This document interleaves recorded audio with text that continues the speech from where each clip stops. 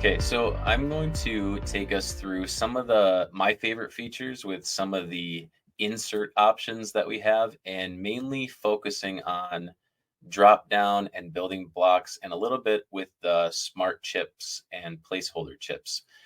Um, the very first thing that you'll notice is if you were to start a new document, one of the things I like that they've added is you're going to see where they've already have these little quick buttons that you can use. So some of the most used is like your meeting notes and email draft, which I'll go over with the building blocks section. But in where you have the at symbol, which is another feature, if you click more, you're going to be able to see like all of the options that we're going to go over. So if you're not sure where to find these things, that's where you can start. It's like a quick button menu, or where we're going to be operating is from the insert menu. So you have a couple options there. With this though, so if you're starting out and you want to do a drop down menu, what you'll notice is if I put in a drop down menu, you have a couple ways that you can approach this. It's going to have some preset drop downs, and those are going to be your review status and project status. But you can also create new drop downs directly from this menu.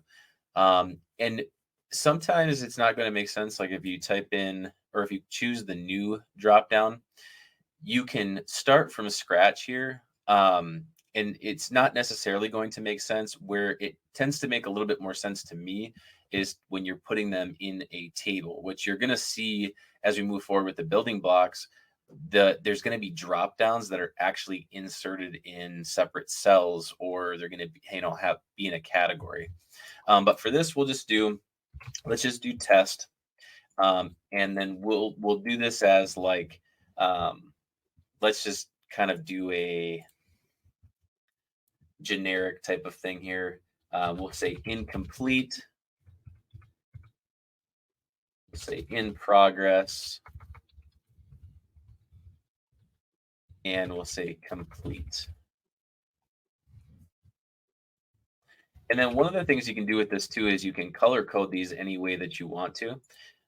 So like incomplete, you could do as red, you could do yellow for in progress, and complete do kind of like a stoplight coloring there. You can also delete options. You can add new options if it's something where you're going to need more entries into there. And then you can also rearrange things too. So like if I accidentally put these in the wrong order, I could do something like that, and switch them around. But I'm going to hit save. And what you're going to notice is that with the drop down, you're going to have this card in here, or this chip that they call it. And you can select that drop down and change what is being displayed in the drop down. You can also add things directly from there. So if this was already complete, you could put that in.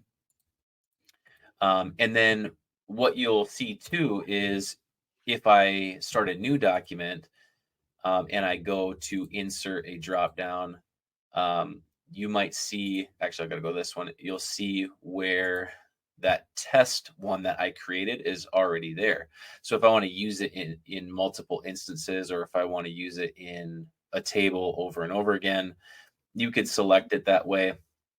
It's going to have like your drop downs from this particular document.